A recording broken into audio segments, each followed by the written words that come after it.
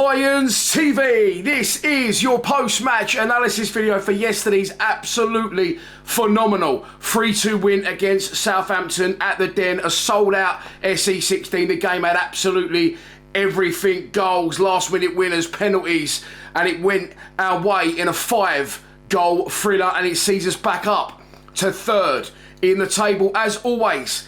Let's kick off the show by taking a look at the 11 that Sir Alex picked to start the match. It was Crocombe in goal. Danny McNamara was left back. Tristan Kramer right back. The twins, Caleb Taylor and Jake Cooper, were in the centre of defence. Casper De Norre and Daniel Kelly joined him in the centre of midfield. Race Bangura Williams finally got that start that I've been after in a 10. It was Idemo Maku on the left, Femi Aziz on the right, and up front as a lone striker, the garlic and herb, Mihailo Ivanovic. Someone pointed me out at the game and said, Dan, he's listened.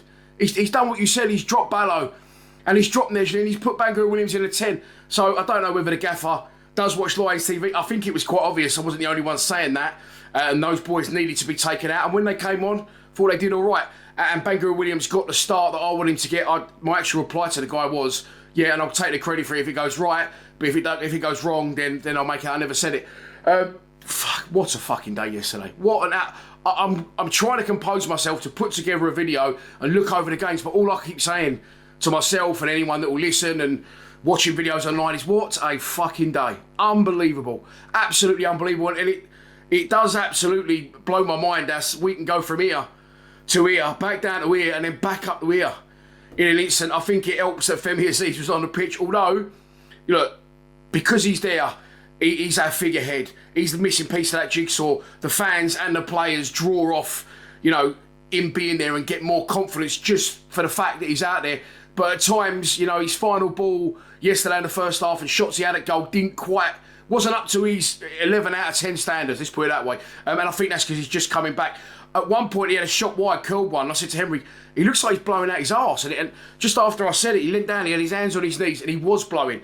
So fair play for Femi to start in the game and get him through as much as he could before having to come off. I think Alex Neil must have had that conversation with him. And I did say in my preview as well, I would prefer him to start the game, get what we can out of him, and then take him off. I'll get to when we took him off at 2-2, I think it was, at that point, when I was like, I'm gutted. And I understand why he was taken off, but I was thinking, can he not just get the last 10 minutes because we're fucked without him? And in that instance, proves I was wrong. And it's good for us to score goals and get that feeling togetherness on the pitch without him being on the pitch, because we can't rely on him as heavily as we have been, although of course he did get us back in the game yesterday. But I'm veering massively off and getting ahead of myself. The team, I was very surprised to not see Alfie Doughty play left back. I'll be honest, I think when I spoke to my mate last night, he always puts a good perspective on things, and he said, well no, he's trying to manage Doughty. He's just come back. He's played one game. McNamara needs minutes. He needs minutes, so he's doing that. And I just feel that Doughty is such a big miss if we haven't got him. Not as much as Aziz, but definitely similar. His passing range, his composure on the ball. He's just that level above of what we've got, if I'm honest. If he can stay fit and other things. But it turned out to be a great decision from Alex Neil. And I thought Danny McNamara is a completely different type of player. Right, and people were moaned in the past about McNamara. He can't push forward. He can't get deliveries into the box. And I get that. But what Dan is one, a Millwall fan, so he gets it more than anyone. Two, an out-and-out animal as a defender. And I felt playing him yesterday was probably the right choice, because we had Doughty to come on and have an impact when we needed him to, a bigger standard of player.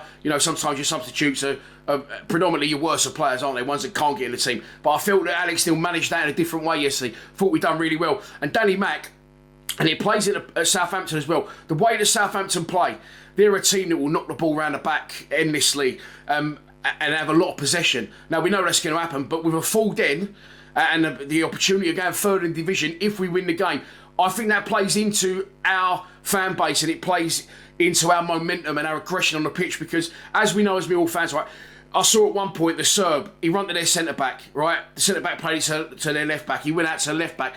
Then the left-back knocks it back to the keeper. He went back to the keeper. He didn't win the ball in any of those instances, but he pressed. And our fans loved that. And when we did turn them over high up, I just felt it generated a better atmosphere and dragged the whole team up the pitch and dragged the levels of the players responding from the fans loving it. We know what it's like. A goal at Millwall will get celebrated, yes, but what will get celebrated even as much is the type of 50-50 tackles that Danny McNamara was going into and winning and putting people on their arse. A ball going back to an opposition goalkeeper and our centre forward running 30 yards, closing them down and sliding and blocking it, even if it doesn't go in, even if it goes out for a throw onto the opposition. Our fans thrive off that. So the way that Southampton played, I felt that played into our game plan. It played into generating a better atmosphere, and for that basis, I feel it was a good decision to play Danny Mac as he did, because he was fucking brilliant. Danny was strong in the tackle, and I didn't criticise him at Pompey. I said I feel it was too early for him. I feel he got thrown to the wolves a bit.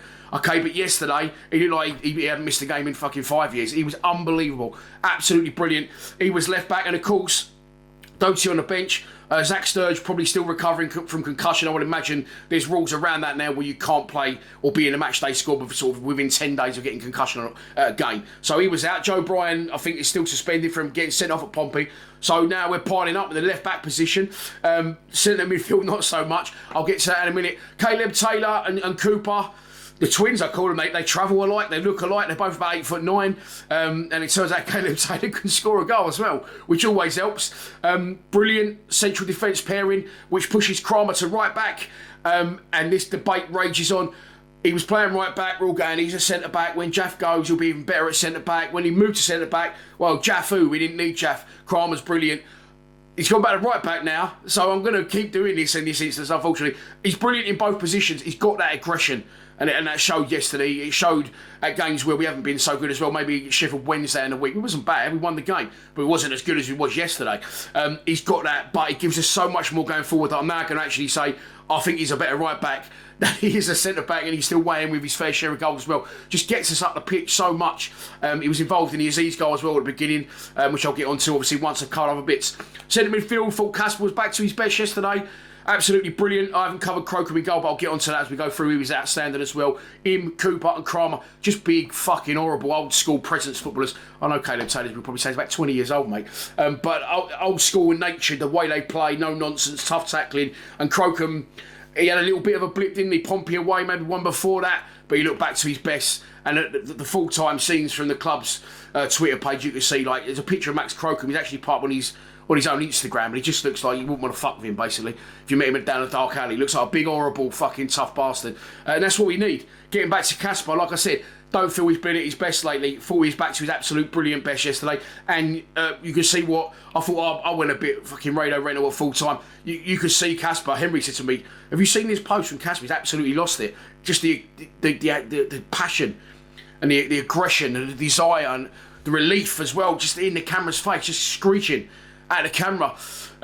And then alongside him, Daniel Kelly in the centre midfield by process of elimination, like I keep saying, because we now learn that Luke Cundle took a knock against Sheffield Wednesday and he's out for about 8 weeks with his shoulder. So we've now got no, they call him Joe Cundle, no Luke Cundle for 8 weeks. Massimo Luongo and Alfie Massi. I know Alfie Massi's out on loan, but he's back at the club. Both done their ACLs. You've got Will Smallbone, don't know how long he's out for, on crutches. You've got Derek Mazzucco taken off against Pompey, wherein he's out for around 3 months. And Billy Mitchell's the closest one to coming back. So, and you could actually play Ryan Leonard there as well if he was fit, but he's injured. So 5 central midfielder injuries, and we're still performing like that. And I said again to Henry, sorry, I know I was with him yesterday, he's my son. I was with him last night, we had a Chinese, spent a lot of time with him. So I'm going to keep referring to that. This gives you a chance. I told him about the team, the winning team of 2000, the class of 2000, 2001. And I said the club went into administration, we didn't have any money, so he was forced to play our youngsters. And that's where the Cahills, the Reeds, the Ifields, the Sadliers, that's where they all came from. We was forced into something which then proved beneficial for us because it showed us what we did have in the wings, and then we had to use them. We went up, the rest is history. Daniel Kelly's slightly different because we bought him and we paid money to bring him to the club early from Celtic. He's had his injury problems, yes. Very, he looks like the kid out of This Is England, actually. As an adult, as he is now the kid out of This Is England. In the face, he looks very baby-faced. But again, he's not a little bloke. He's quite big. He reminds me, and not just because he's Irish, and just because he's a central midfielder, he's Irish. What am I fucking talking about? He's Scottish. Sorry to any Irish or Scottish watching. Not just because he's a central midfielder. Lost me head still. He reminds me of Sean Williams. He's very composed on the ball. He's got a good passing range. I thought we did very well yesterday. He looks a bit, and I know I'm not one to talk, he's got a bit of puppy fat around, a bit of teenage puppy fat. But it doesn't show on the pitch. The legs he had yesterday, getting around, making forward runs as well, winning balls, chasing everything. I thought Kelly was outstanding yesterday. And on that basis now, it shows us what we probably wouldn't have seen, because we wouldn't have seen a lot of him. So, Kelly, outstanding. In the 10, Reece Banker-Williams. Okay, I've been calling for him. A lot of you have been calling for him. I'm going to say this, it's one game. I didn't think he influenced the game terrifically. Too much, if I'm honest. However, I don't know whether it's just because it was the game, the way it went, and the chances we created. When he came on against Sheffield Wednesday, we created a few chances. Yesterday, we seemed to create a lot, and I noticed the Serb not so detached from the midfield yesterday. So it could just, be him being on the pitch and runs and things he was doing off the ball. I didn't think he was fantastic, but I'm pleased he's in the team, and I think he'll only get better with a run of games. Up front, the Serb, again, thought he is improved. Still feel there's room for improvement. He got his head on a few headers yesterday, I think, from Aziz, which he didn't quite connect with, or they went just wide, and Maku put a couple of balls in. One, he should have just made a beeline for the goal line and just tried to get something on it, which he didn't. And another one from Amaku, who has three now, Amaku's put in this week from the left, and he's not quite got enough on it.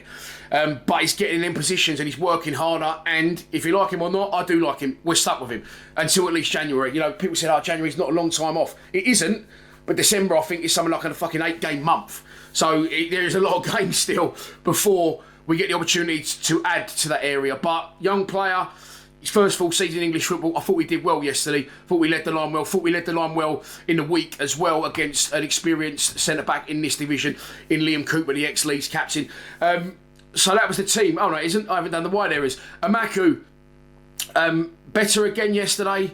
It's, at points, it's just that final. He's a nearly man. I call him the nearly man. Nearly there. But again, deserved his start. Played his part in the win, aggressive, on the front foot. His corners, by the way, are a lot better than they used to be. His set pieces, whipping him in there nicely.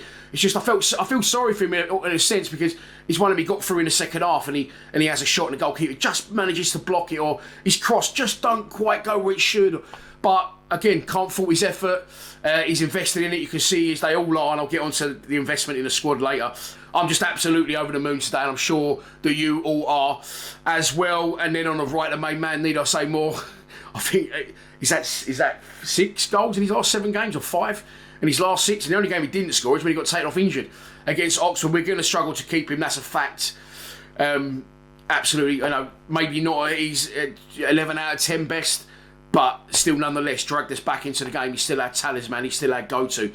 Absolutely superb, love him to death, absolutely. Fucking fantastic. DJ Fenoir of Aziz. Right, so that's the team.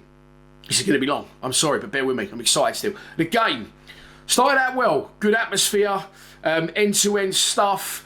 We had an opportunity in the first half. In the first half, okay, I said that in my preview, I was worried the midfield was where we could use it, because we know that they're a team that likes to have a lot of possession. They'll probably play 3 central midfielders and we might get overrun that area. But it was the complete opposite. And I felt that we was definitely the better side and on the front foot in the first half, with more dangerous attacks in their final third than they had in ours. However, I think the only shot, well, we actually scored, don't we, against disallowed. Let's cover that one first. Caleb Taylor.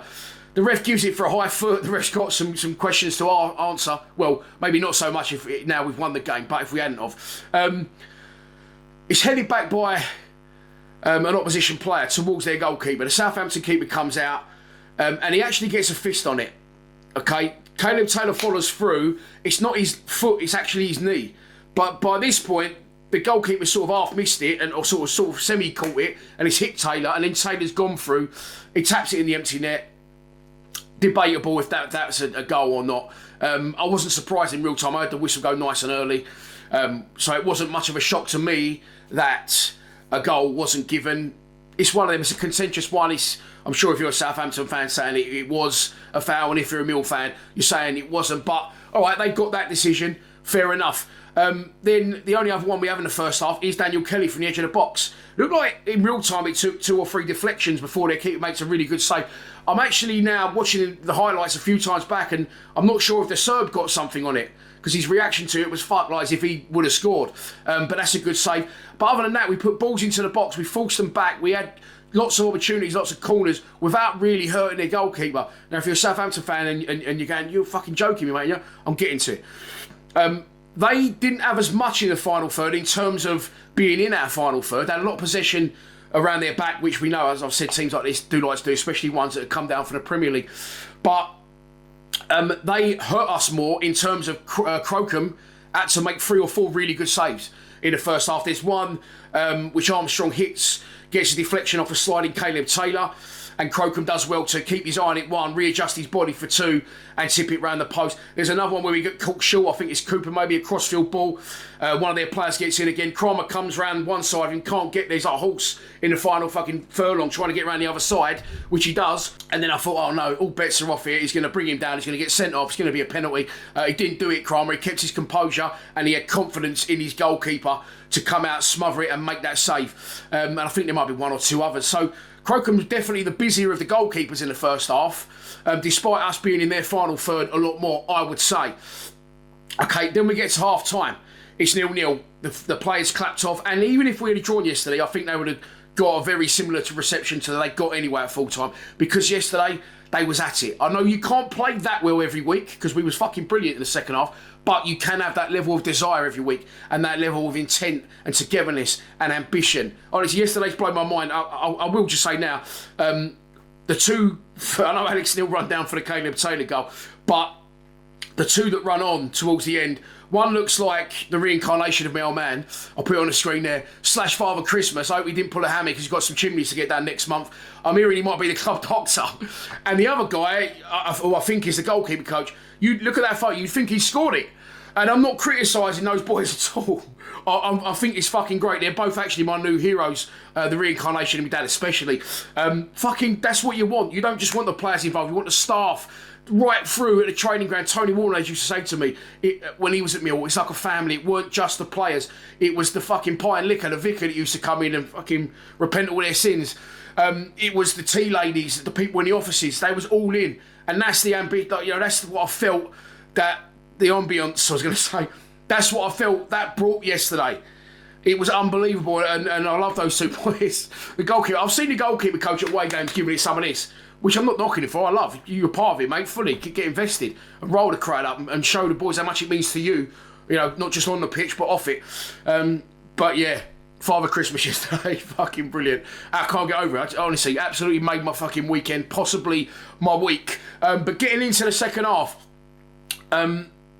shooting towards a cold blow, okay, we usually do a little bit better. Having said that, I did cover sort of in my full-time reaction. I put my camera on for the full-time reaction to do the full-time reaction. I weren't doing it to celebrate and me jumping up and down on the goal. I don't do that anymore. I'm too fat and old.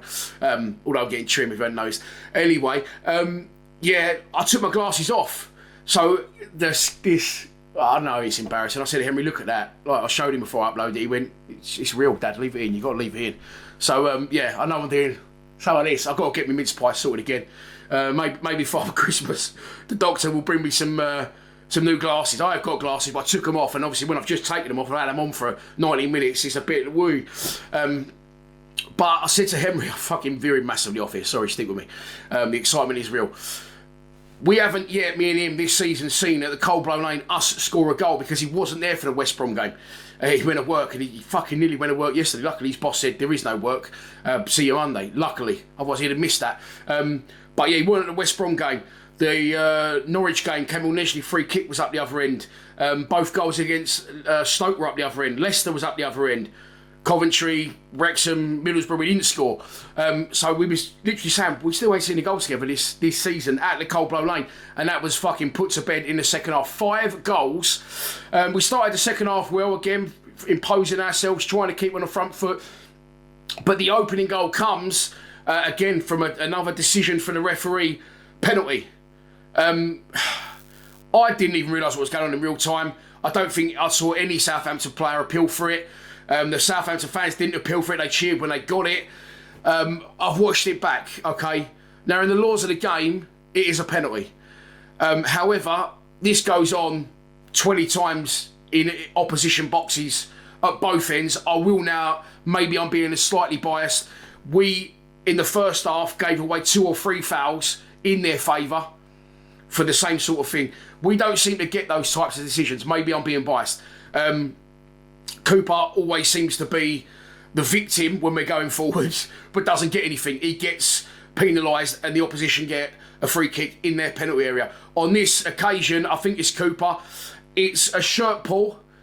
It is a shirt pull. We haven't got VAR in the Championship. If we did, it would have been a penalty. Cooper doesn't need to do what he's going to do because the guy who was going to make the run was so far away he was never getting there.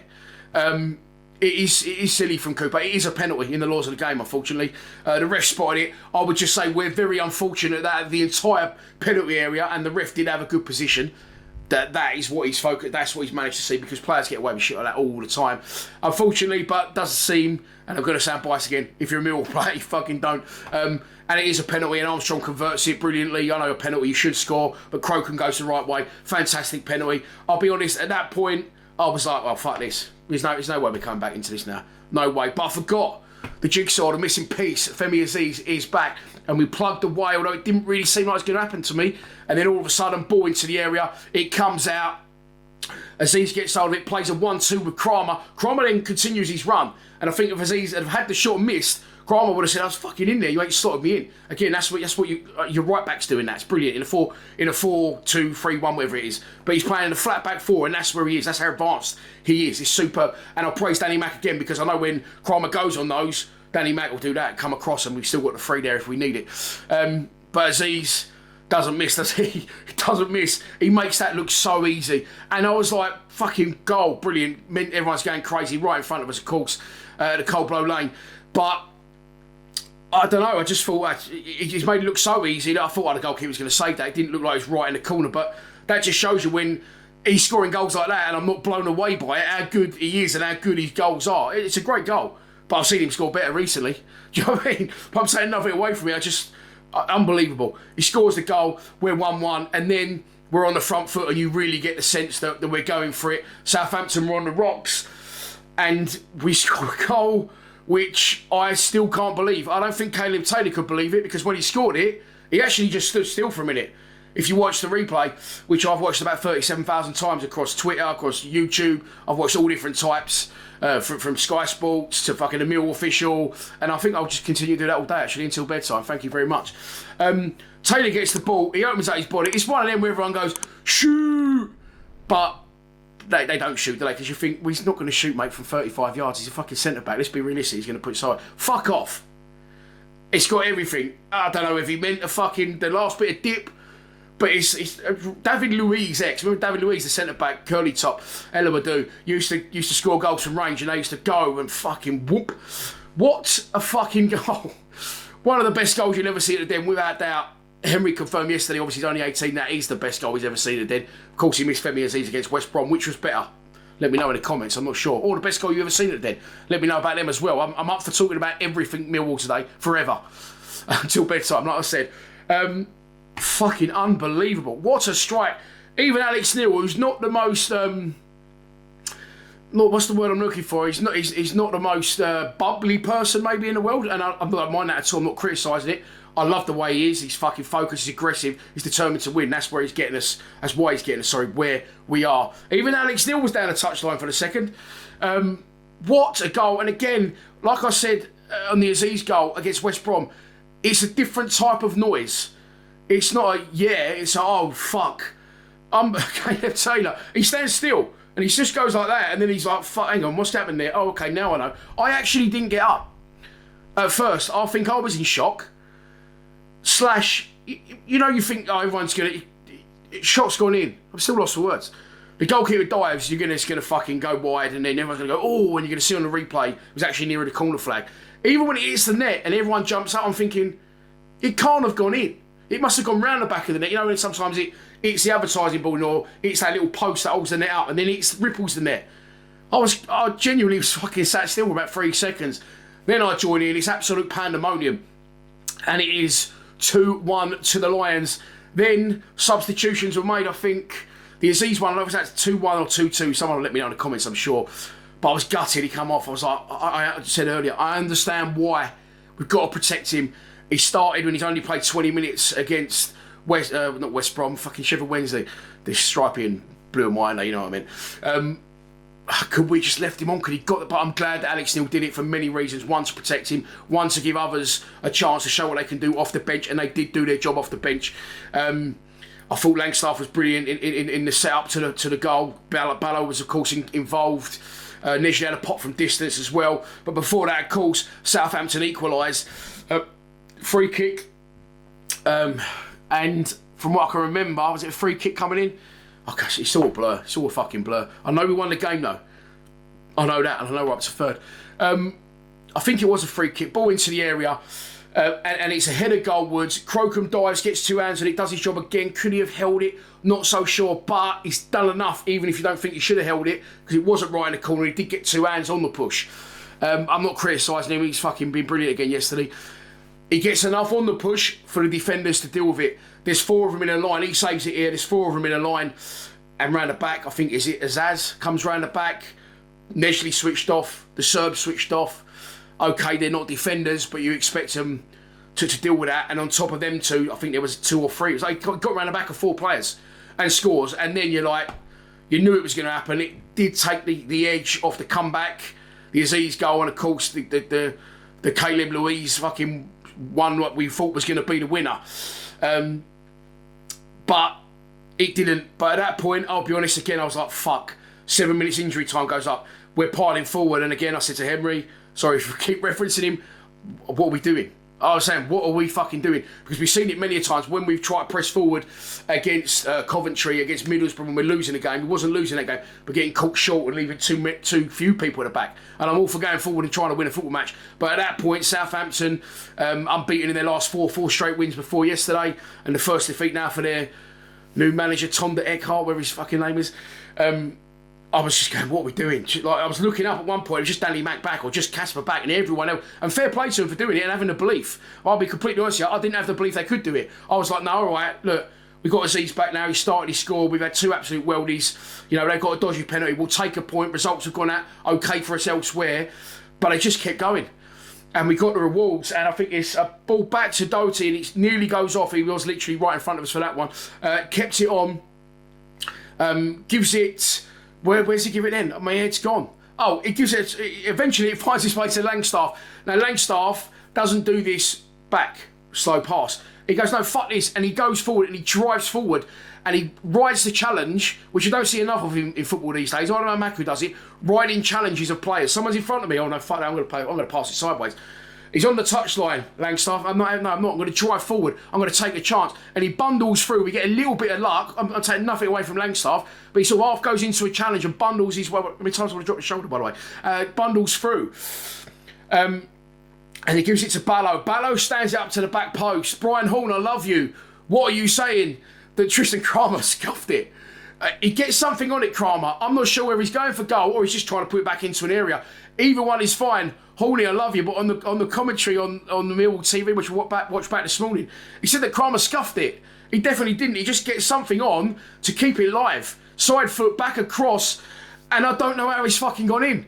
But I'm glad it's gone in. But it just shows you the intensity and the desire and the atmosphere that we was driving Southampton back with at that point. I think the goalkeeper should save it. I think the defender should then clear it off the line easily without kicking it into the roof of his own net. But they was rattled because we was on them. And that's what happens. I was wrong. It pays off. Keep pressing forward.